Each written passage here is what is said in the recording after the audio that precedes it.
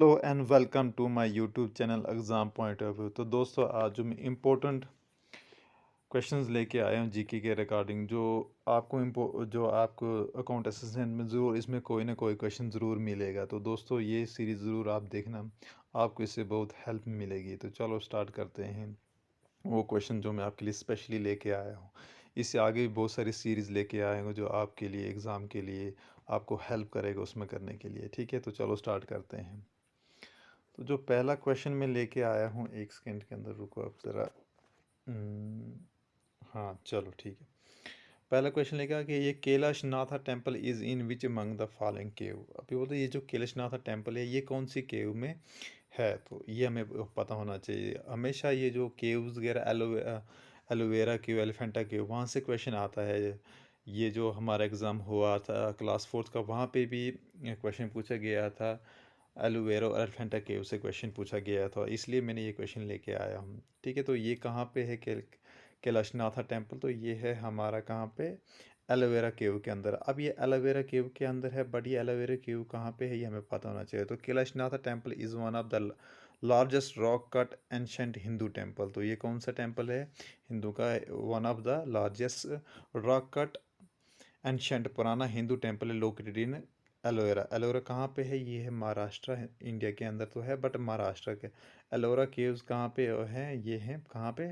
महाराष्ट्र के अंदर। ये आपको याद रखना है। कहाँ पे है? महाराष्ट्र के अंदर। वहाँ पे कौन सा टेम्पल है? कैलाशनाथा टेम्पल है। ठीक है, ये इंपॉर्टेंट बन जाता है एक यही question.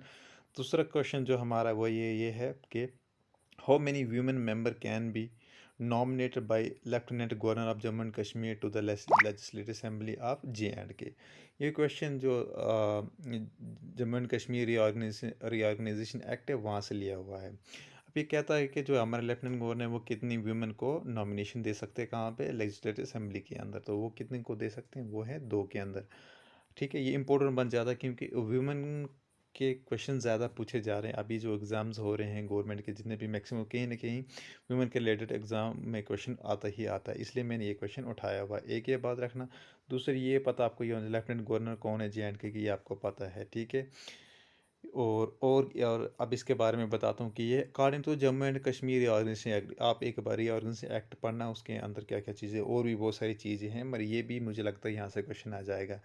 Lieutenant governor of UT of JK में वो नॉमिनेट कर सकते हैं। J&K में nominate two members to the legislature to give representative women. तो वो क्या है, अगर वो चाहते हैं, ठीक है, लेफ्टिनेंट गवर्नर चाहते हैं कि वुमेन को वो ये नॉमिनेशन कर सकते हैं लेजिस्लेटिव असेंबली में, तो कितनी वुमेन को कर सकते हैं? वो है दो। इंपॉर्टेंट बन जाता है एग्जाम के लिए। ठीक है, अब अपने थर्ड क्वेश्चन के ऊपर चलते हैं। तो इसमें क्या लिखा है? Which is the first green field airport in north east India. कहाँ पे ये बात याद रखना, कहाँ की बात की जा रही है? North east India, north east India की बात करते हैं। वहाँ का जो पहला जो है ग्रीन फील्ड एयरपोर्ट बनाया गया है, ठीक है, वो कौन सा है?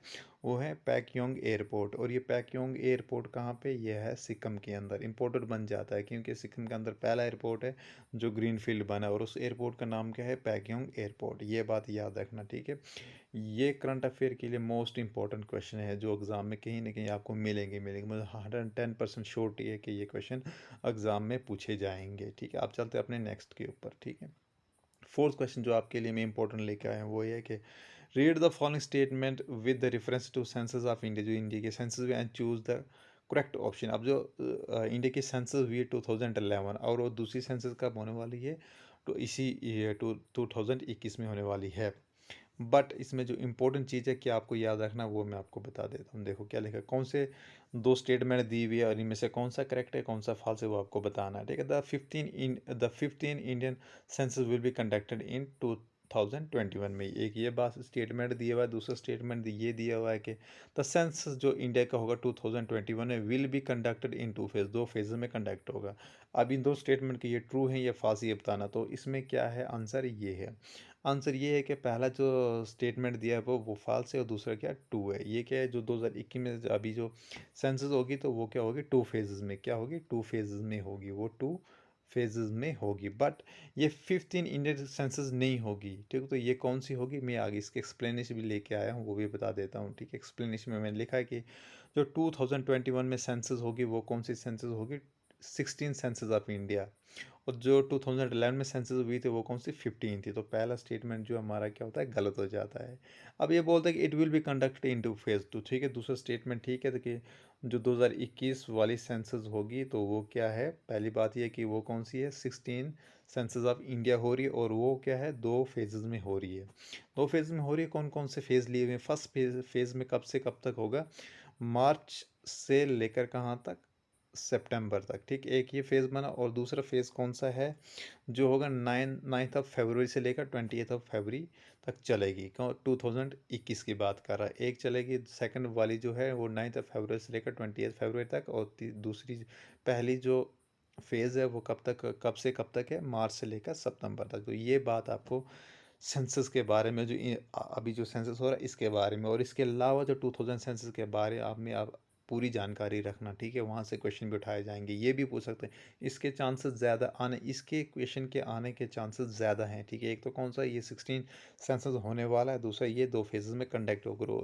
ज़्यादा डीप में चला जाएगा तो ये पूछ लेगा कि वो कौन कौन से मंथ में कंप्लीट हो रही है, ठीक है। तो यहाँ से पूछ सकते हैं। तो अभी हमारे 4 क्वेश्चन हो गए, अब 5th क्वेश्चन के ऊपर चलते हैं, ठीक है।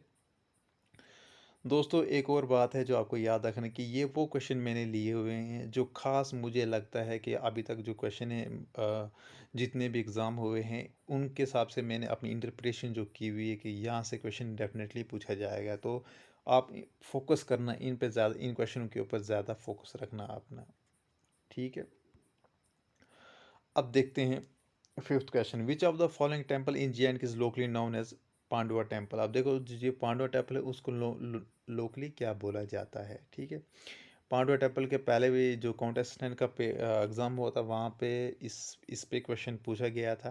तो इसको लोकली क्या बोला जाता है, क्रिमची टेम्पल। इसको क्या बोलता है, ये टी है, सॉरी, ठीक है। ये क्या है, क्रिमची टेम्पल बताया मैंने, ठीक है। ये क्रिमची टेम्पल है। अब ये कहाँ पे, ये भी बता देता हूँ। Believe to have been constructed in 8th 9th century AD. 8th या 9th एडी सेंचुरी में इसको बनाया गया। 8th आया 9th एडी सेंचुरी में इसको क्या बनाया गया। और ये कहाँ पे सिचुएटेड है, it is situated on the Udhampur district में। ये कहाँ पे, उधमपुर डिस्ट्रिक्ट के अंदर है। और पांडव टेम्पल को दूसरा नाम क्या है, क्रिमची टेम्पल भी बोला जाता है। इंपॉर्टेंट क्वेश्चन है, ठीक है। 5 क्वेश्चन हो गए। अब चलते, अब कहीं ना कहीं आपको आइडिया लग रहा होगा कि जे के एस एस बी किस लेवल तक जा सकता है। देखो अगर हार्ड लेवल आएगा तो वो ऐसे क्वेश्चन बनाएगा, डेफिनेटली ऐसे क्वेश्चन बनाए जाते हैं। स्टेटमेंट दिए होंगे, अगर आपको कंप्लीट नॉलेज उसके बारे में, तो ही आप आंसर कर पाएंगे, ठीक है। तो हार्ड क्वेश्चन जब भी पूछे जाएंगे तो वो हार्ड ऐसे क्वेश्चन बनाए जाते हैं। डायरेक्ट क्वेश्चन जो ईजी और मॉडरेट के क्वेश्चन हो तो डायरेक्ट पूछा जाता है, ठीक है। मैं बताऊंगी ये हार्ड टाइप का पूछा जाएगा। अब चलते हैं अपने क्या 7th क्वेश्चन के ऊपर।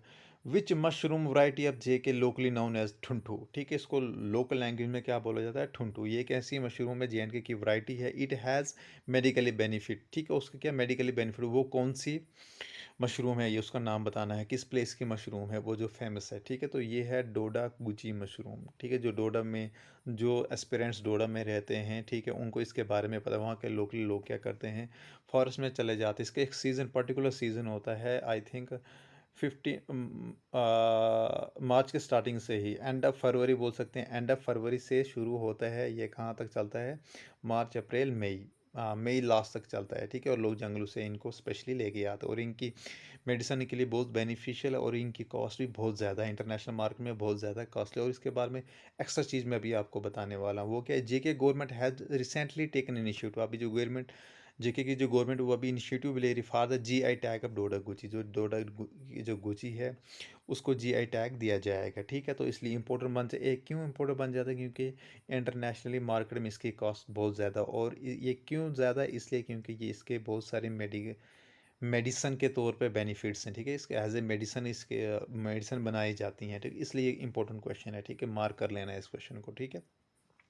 अब चलते हैं अपने नेक्स्ट क्वेश्चन के ऊपर। वो ये बोलता है कि विच of the following highest mountain peaks in correctly matched with in the range. अब इसका मैंने डायरेक्ट आंसर दिया हुआ, वहाँ पे ऑप्शन दिए हुए थे, मैंने इसका डायरेक्ट आंसर दिया हुआ है, ठीक है। देखो आंसर क्या है ये, आप जब भी फिजियोग्राफी इंडिया की पढ़ोगे तो वहाँ पे इस आप इसके टॉपिक के ऊपर बारे में पढ़ते हो, ठीक है। तो मैंने ये शॉर्टकट में लिखा हुआ है, जो मेन अक्रंस है क्वेश्चन टॉपिक के अंदर वो यहाँ से क्वेश्चन आएगा, तो इनमें से कोई ना कोई क्वेश्चन पूछा जाएगा। तो मैं बता देता हूँ, वेस्टर्न घाट में सबसे पहले जो हाईएस्ट पीक्स हैं वो कौन सी है, अन्नामुडी, ठीक है, अन्नामुडी जिसको अन्नामलाई हिल्स बोले जाते हैं, ये कहाँ पे, केरला में, याद रखना। वेस्टर्न घाट में सबसे हाईएस्ट पीक कौन सी है, अन्नामुडी, और वो कहाँ पे है, जो अन्नामलाई हिल्स के ऊपर है, वो कहाँ, केरला के अंदर। अन्नामुडी कहाँ पे है, याद रखना, केरला के अंदर। अन्नामुडी कहाँ पे है, केरला के अंदर। और ये कौन, वेस्टर्न घाट की हाईएस्ट पीक है। अब ईस्टर्न घाट की कौन सी है, ठीक है, आपने ये घाट्स, ये रेंजेस सब पढ़ी होंगी, ठीक है। और ईस्टर्न घाट की कौन सी, अरमाकोंडा, अरमाकोंडा याद रखना। अरमाकोंडा कहाँ है, आंध्र प्रदेश के अंदर। ईस्टर्न घाट के अंदर अरमाकोंडा कहाँ, आंध्र प्रदेश के अंदर। वेस्टर्न घाट में कौन सा, अन्नामुडी, अन्नामलाई हिल्स, और कहाँ पे, केरला के अंदर। दिमाग में रट लेना ये चीज़ें, ये डायरेक्ट पूछी जाएंगी आपको, इसलिए मैंने इनको सीधा ही नोट करके रखा हुआ है कि आप इनको याद कर लेना, यहाँ से पूरा याद कर लेना, ताकि आपको डिफ़िकल्टी ना हो, इन डिटेल में पढ़ने की ज़रूरत ना हो, ठीक है। नेक्स्ट जो आपने इसमें याद रखनी है वो सतपुरा रेंज पढ़नी है। आपको पता है Aravalli range, Vindhya range, Satpura range, सारी इंपॉर्टेंट चीज़ें। सतपुरा रेंज की सबसे हाईएस्ट पीक कौन सी है, धूपगढ़, याद रखना। सतपुरा की कौन सी, धूपगढ़। और विंध्या रेंज की कौन सी, सतभावना शिखर, ये याद रखना। और अरावली रेंज की सबसे गुरु शिखर, जहाँ को वो कहाँ है, mountain Everest, sorry mountain Everest नहीं, माउंट आबू के अंदर है, ठीक है, ये एक शहर का नाम है, ठीक है, याद रखना। वेस्टर्न घाट क्या, अन्नामुडी। ईस्टर्न घाट क्या, अरमा कोंडा, अरमाकोंडा। ईस्टर्न घाट अरमाकोंडा, वेस्टर्न घाट अन्नम, इसलिए मैं बार बार रिपीट कर रहा हूँ। अरमाकोंडा कहाँ, आंध्र प्रदेश में है। अन्नामुडी कहाँ है, केरला के अंदर है। सतपुरा रेंज में कौन सी आई, धूपगढ़, याद रखना। सतपुरा रेंज में कौन सी, धूपगढ़। विंध्य रेंज में कौन सा, सतभावना शिखर, ये विंध्य रेंज में कौन सी, सतभावना शिखर। अरावली रेंज में कौन सा आएगा हमारा, गुरु शिखर आ जाएगा, ठीक है। तो ये इंपॉर्टेंट, मोस्ट इंपॉर्टेंट क्वेश्चन है फिजियोग्राफी जो पूछा जाएगा, ठीक है। अब चलते हैं अपने नेक्स्ट क्वेश्चन के ऊपर, ठीक है। नेक्स्ट क्वेश्चन क्या है हमारा, ये है, recently India's first organ donor memorial has been inaugurated, ठीक है, इन जयपुर के अंदर ये इनाग्रेट किया। The memory is inspired by, अब इसका आंसर ये है कि फर्स्ट जो इंडिया, भारत का पहला फर्स्ट ऑर्गन डोनर मेमोरियल बनाया गया, वो कहाँ पे बनाया गया, जयपुर के अंदर। और वो किसके किसके ऊपर बेस्ड है, वो है जंतर मंतर के ऊपर based. Most important question current affair से, कहाँ पे, जंतर मंतर, ठीक है। अब ये क्या बोलता है, national first organ donor memorial in Jaipur के अंदर बनाया गया, dedicated in honour of those who has given life to 100 of other, ये उनके ऑनर में बनाया गया, जो जिन्होंने दूसरों की हेल्प, 1000 ऑफ लोगों की हेल्प की हुई है, उनकी लाइफ बचाई हुई है। तो ये memorial has been designed by, अब ये भी दिया हुआ है, क्या पता यहीं से पूछ ले। ये जो मेमोरियल बनाया गया, इसको किसने डिज़ाइन किया, वो है समीर वैटन ने। समीर वैटन ने इसका डिज़ाइन बनाया गया, ये जयपुर के अंदर फर्स्ट हमारे कंट्री का पहला ऑर्गन डोनर मेमोरियल बनाया गया, कहाँ, जयपुर के अंदर, जिसका नाम किसके बेस पे है, वो है जंतर मंतर के ऊपर है। उसको किसने बनाया है, समीर वेंटन ने बनाया है, ठीक है, इम्पोर्टेंट मोस्ट, ठीक है। अब चलते हैं नेक्स्ट, लास्ट क्वेश्चन आज का जो मैंने लिया हुआ है। अगले आगे भी बहुत सारी सीरीज आएंगे, मैं बताऊंगा कि जी कैसे भी हार्ड लेवल कहाँ तक ले जा सकते हैं, इजी से लेकर मॉडरेट और हाई में सारे क्वेश्चन टच करूंगा, ठीक है। इजी वाले तो बाकी ने भी बताए होंगे, ठीक है, बट मैं हार्ड तक चला जाऊंगा ताकि आपको कोई डिफ़िकल्टी ना हो, ठीक है। अब चलते हैं अपने लास्ट लास्ट क्वेश्चन आज का जो है, India ranked 131 in human development index in 2020 में, it is said to have dash dash human development. अब ये बोलता है कि भारत का जो ह्यूमन डेवलपमेंट इंडेक्स 2020 का हुआ, उसमें कितनी कंट्री, 189 कंट्रीज़ है, उसमें जो भारत का रैंक है वो कितना आया, 131 पोजीशन पे। आप खुद ही लगा सकते हो कि यहाँ पे ह्यूमन डेवलपमेंट जो, एक ह्यूमन डेवलपमेंट इंडेक्स जो होता है कि उसके क्राइटेरिया में कितनी चीज़ें फॉल करती हैं कि ह्यूमन की जो उसको क्या बोलते हैं, ह्यूमन की जो लाइफ हो एक सस्टेनेबल हो। तो भारत का रैंक कितना है, 131 है, याद रखना 131 है। अगर ये 131 है तो हमारा जो ह्यूमन डेवलपमेंट कौन से रेंज में आता है, ये आता है मीडियम के अंदर, ठीक है ना। तो हम किसके अंदर आते हैं, मॉडरेट के हैं, मीडियम के अंदर आ जाते हैं। तो इसमें कितने कंट्रियों ने भाग लिया भाई, तो 189 टोटल इसमें countries, out of which India's जो ह्यूमन इंडेक्स कितना है, 131, ये आपको याद रखना। इसमें टॉप किसने किया है, सबसे ज़्यादा जो टॉप किया हुआ वो किसने, नॉर्वे ने टॉप किया हुआ है। Important most human development index से क्वेश्चन आता ही आता है। आप CGL के एग्ज़ाम लो, NTPC के एग्ज़ाम लो, वहाँ पे ये क्वेश्चन पूछ दिया जाता है। तो 131 इंडिया का रैंक और किस रेंज में आता है, मीडियम में आता है। टोटल कितनी कंट्रीज़ इसमें है, 189 है। और टॉप किसने किया है, नॉर्वे ने। ये थे आज के टॉप 9 क्वेश्चन जो मैं आपके लिए स्पेशली लेके आया हूँ। आपसे यही रिक्वेस्ट करता हूँ कि मेरे चैनल को ज़रूर सब्सक्राइब करें, आपकी भी हेल्प होगी, मेरी भी हेल्प होगी। बेसिकली ये मेरे चैनल का नाम है JK SSB exam point of view, तो इसको शेयर सब्सक्राइब कर दो ताकि आपकी भी हेल्प हो जाएगी, मेरी भी ये हेल्प हो जाएगी कि मैं मैं भी चाहता हूँ कि आपके साथ में मेरा भी जी नॉलेज आगे बढ़ता जाए और आप भी मेरी हेल्प करो। मैं भी आपको भी इनवाइट करता हूँ कि आप भी मेरी इसमें हेल्प करें, ठीक है?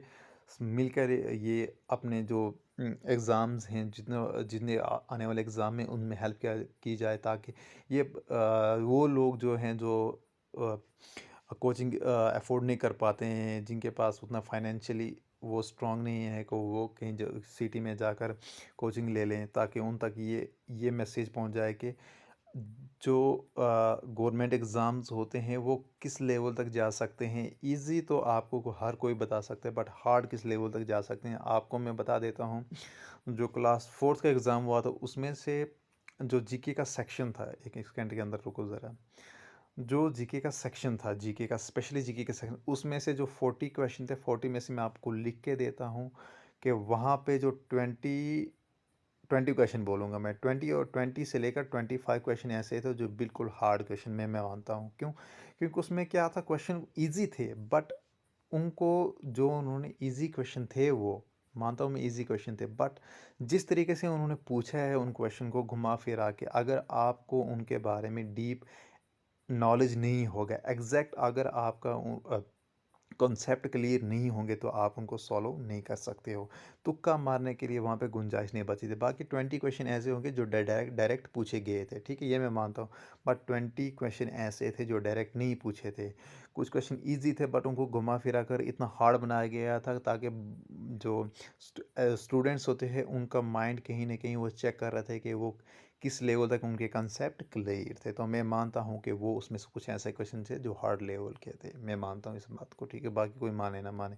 तो इसीलिए मैंने भी सोच रहा हूँ कि हार्ड इजी और दोनों को लेकर, ताकि एक आपका माइंड ये कैच कर ले कि JK SSB कितने हार्ड लेवल तक जा सकते और कहाँ से क्वेश्चन पूछेगा।